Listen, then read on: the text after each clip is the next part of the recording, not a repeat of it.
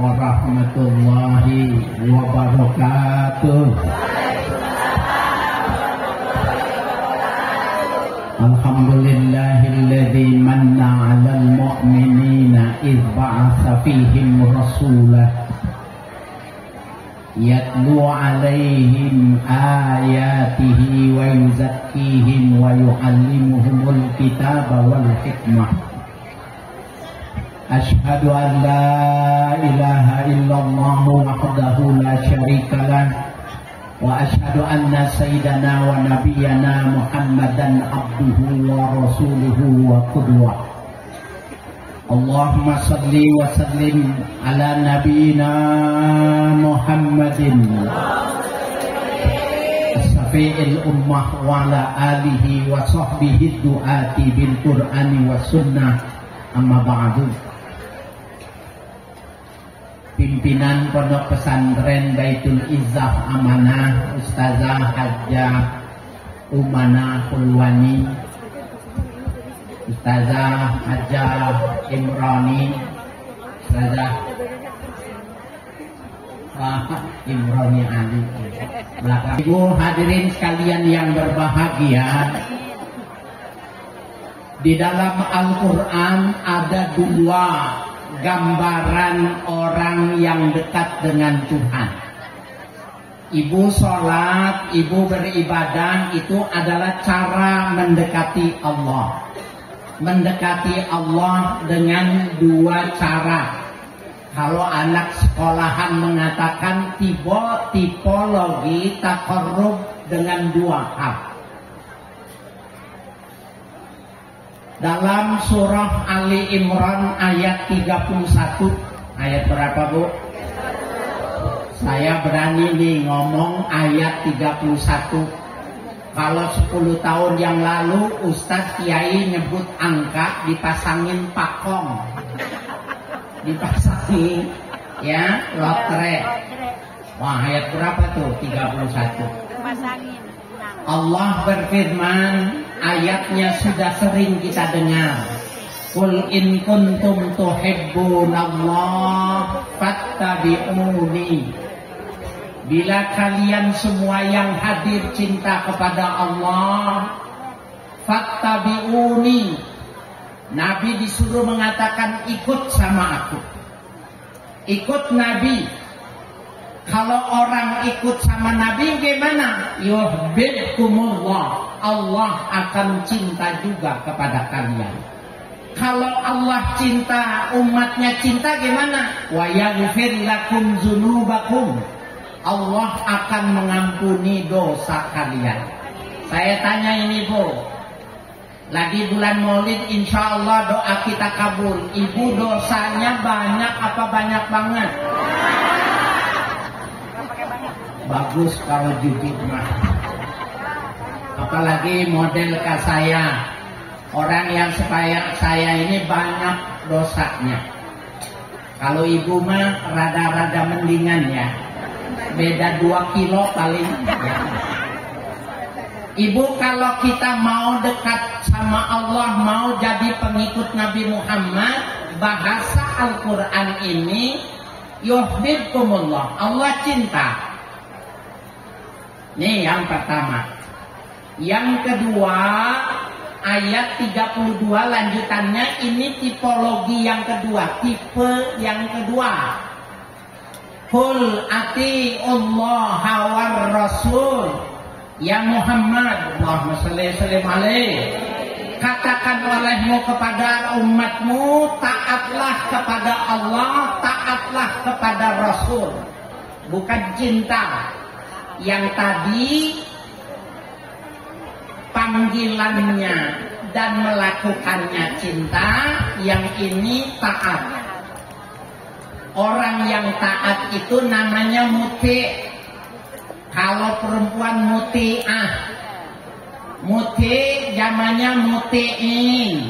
Kalau yang pertama ini muhib, orang yang jatuh cinta, zamannya muhibbin.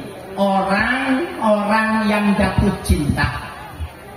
Bu, Ibu, Ibu mau jadi orang yang mutiin, orang yang taat, apa orang yang cinta? Bingung. Dua-duanya mah bukan milih, boron. Bu, saya tanya, ayat pertama bicara ikuti Nabi dengan cinta. Yang kedua ikuti Nabi dengan taat. Ibu mau jadi orang yang taat apa orang yang cinta?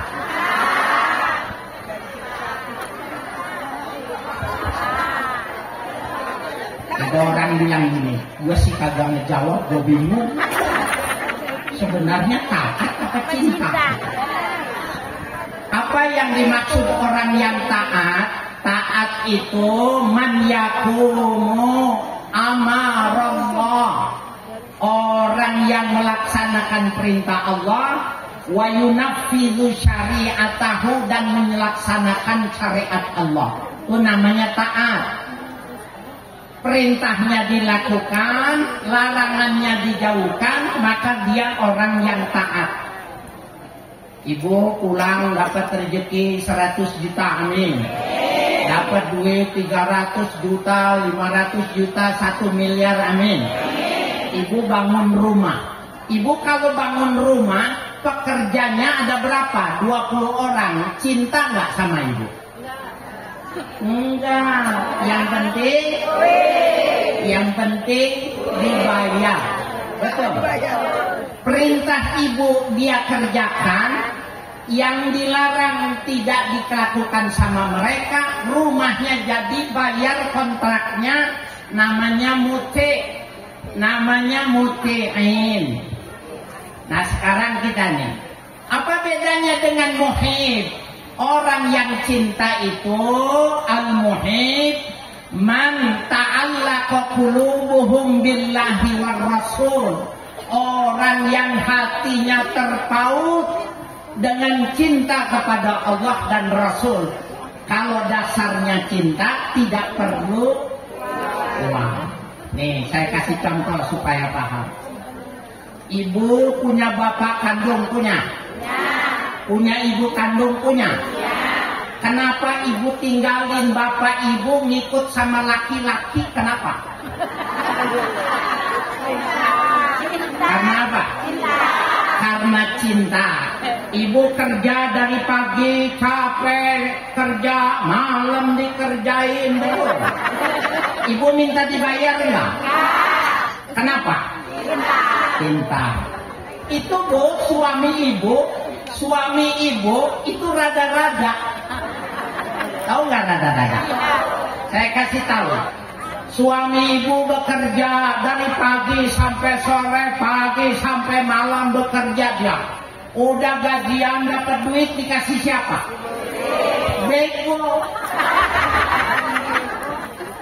Bego. Tetapi karena begonya dikemas atas nama cinta, semuanya dikasih istrinya, begonya jadi hilang, betul? Ibu bego ibu. Tinggal ibu bapaknya ikut laki-laki, tapi atas nama cinta begonya hilang, betul? Kalau cinta sama Nabi, maulid Nabi nggak perlu pakai dalil. Kalau ibu cinta sama Rasulullah, itu nggak perlu dalil. Jelas ibu? Saya kasih tahu, ibu ada yang punya anak 4 ada, yang punya 5 ada yang pinter nih anaknya 5. Ibu tengok-tengok ada, ibu kasih hadiah, ibu kasih reward.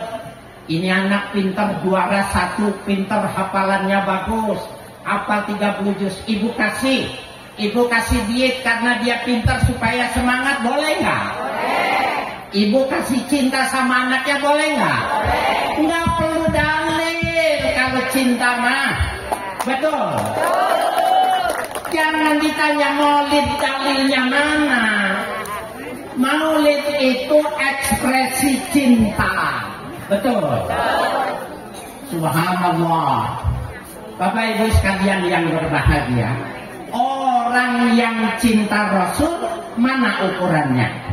Nabi dalam hadis sahih mengatakan, Man ahya sunnati faqad ahabbani. Siapa yang menghidupkan sunnahku, maka dialah orang yang cinta kepadaku. Wa man ahabbani kana ma'i fil jannah. Kalau dia cinta kepadaku, maka dia bersamaku dalam surga. Amin. Ibu semua yang hadir masuk surga. Amin. Tapi mati dulu. Bisa nggak begini masuk surga? Nggak bisa. Siapa yang mau masuk surga duluan yang mana? Ntar kita tahlilin habis ini. Ibu sekalian yang berbahagia. Jadi orang yang cinta Nabi cirinya menghidupkan sunnah Nabi. Apa sunnah Nabi, Bu? Halo? Sunnah Nabi apa? Sholat qobliyah ba'diyah, Senin, Kamis puasa, pagi sholat duha, malam tahajud, punya duit sedekah, itu namanya menghidupkan sunnah Nabi. Betul? Ibu banyak sholawat. Cucu beliau mengatakan, Ali bin Husain bin Ali mengatakan, wa min alamati hubbi fir rasul kasratus salawatu alaih. Di antara tanda-tanda orang yang cinta sama Nabi, banyak membaca salawat kepada Rasul. Bu, ibu baca salawat satu hari 24 jam berapa ribu? Yang 2000 angkat tangan. Yang 3000 saya mau kasih hadiah.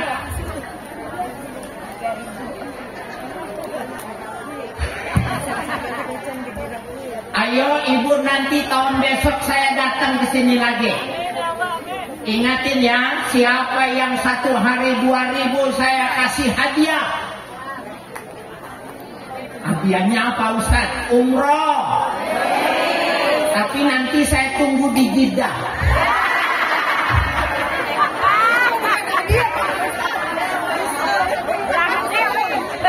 Ibu kalian yang berbahagia tuh.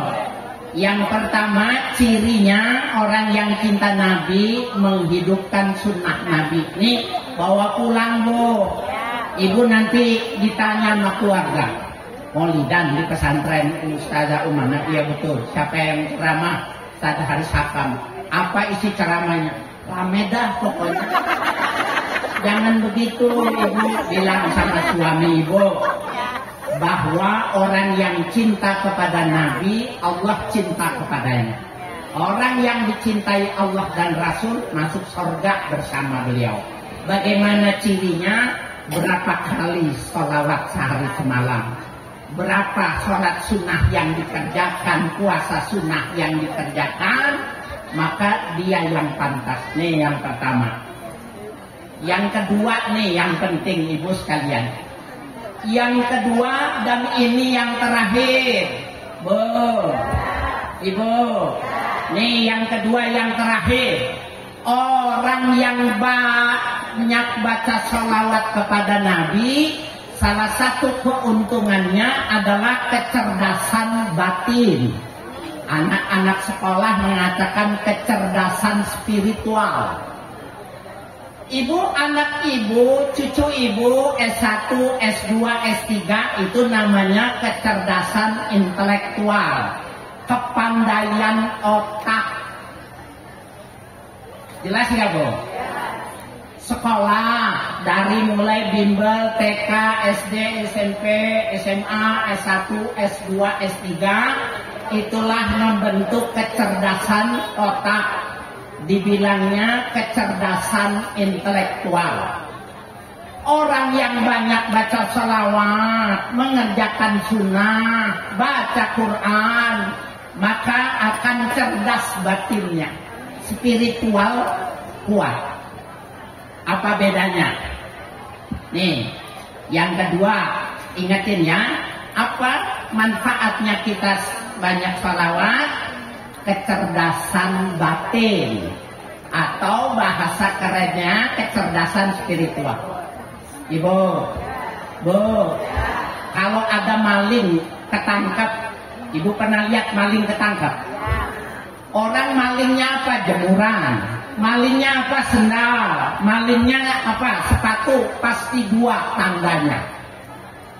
Maling itu pasti orang miskin. Jelas. Maling yang ketangkap pasti pendidikannya rendah. Itu udah pasti.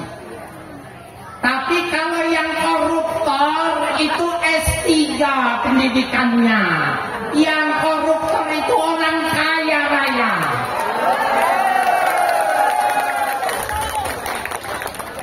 Profesor doktor korupsi, bahkan salah satu perguruan tinggi di Sulawesi dipakai buat nyetak uang palsu sama orang-orang yang pintar. Ibu enakan pintar atau goblok?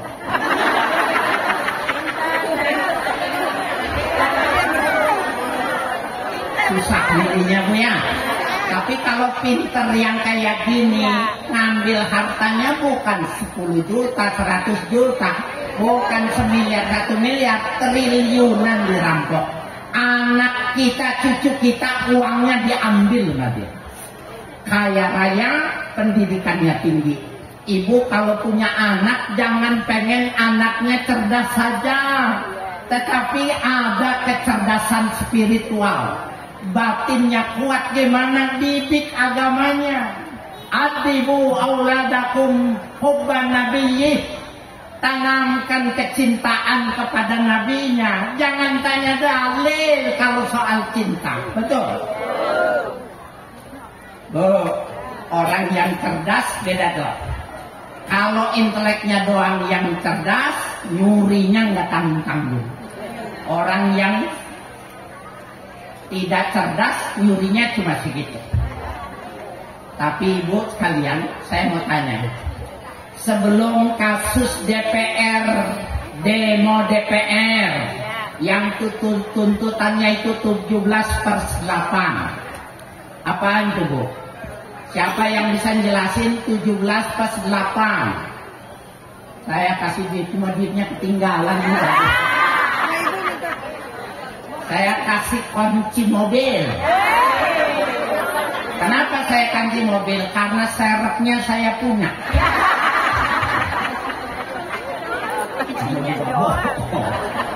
Ibu sekalian yang berbahagia, sebelum kasus yang ramai kemarin di Bandung ada kasus tertangkap penjualan bayi. Berapa bayi yang dijual? Halo? Di Bandung orang ketangkap menjual bayi. Berapa jumlahnya? 26. Bu, 26 bayi dijual. Alasannya diadopsi sama luar negeri. Di mana? Singapura. Di mana? Australia. Dibawa kemana? Ke Tiongkok. Anak-anak yang hamil di luar nikah, anak-anak yang lahir di prostitusi, baru hamil 3 bulan sudah dibayar 6 juta. Dibayar nih di 6 juta.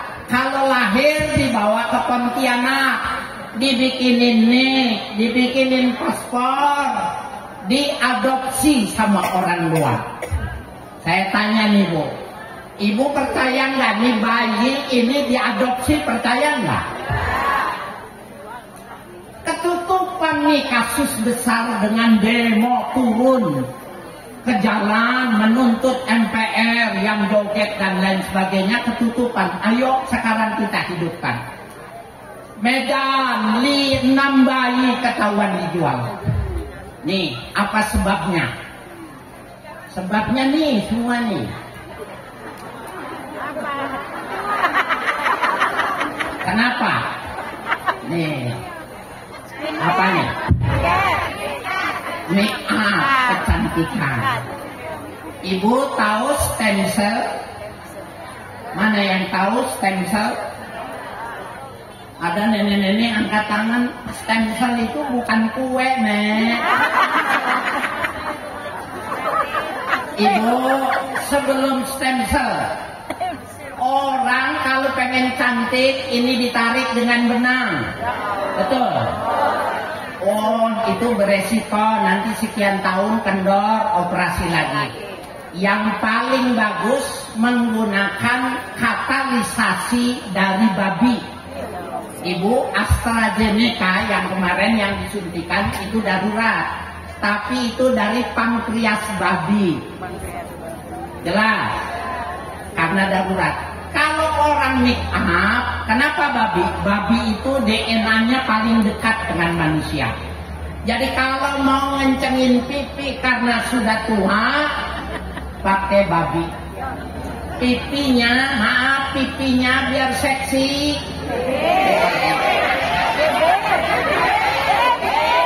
Saya tahu nih pipir nih biji udah tahu lah.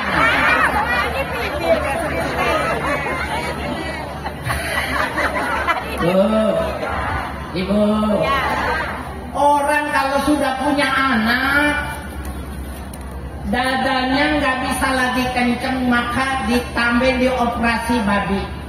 Kalau orang yang cantik, pipi babi, hidung babi, payudaranya babi, suaminya nidurin siapa? Itu dulu, sekarang ada stem cell. Stem cell itu pengobatan dengan menggunakan organ tubuh manusia. Ibu kalau lahir, plasentanya, kalau bahasa kampungnya, ari-arinya jangan dibuang. Menurut Kiai stem cell, di mana? Taruh di apa itu Bu?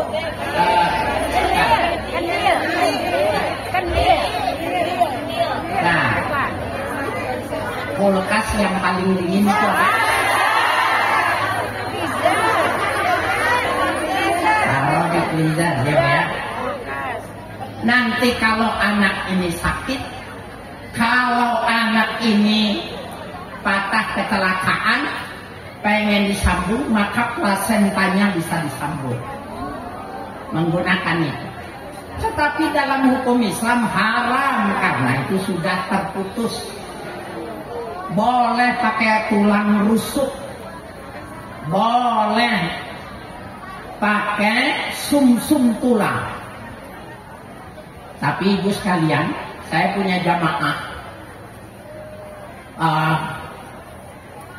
ginjalnya rusak dua-duanya, maka ini cuci darah sehari 2 hari sekali.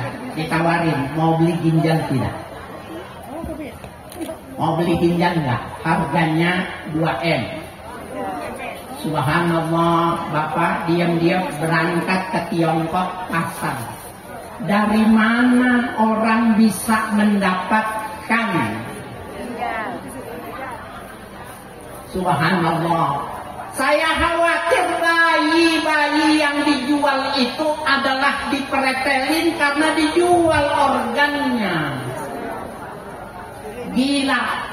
Bu, Ibu, zaman jahiliyah lahir punya anak perempuan, taruh dikubur.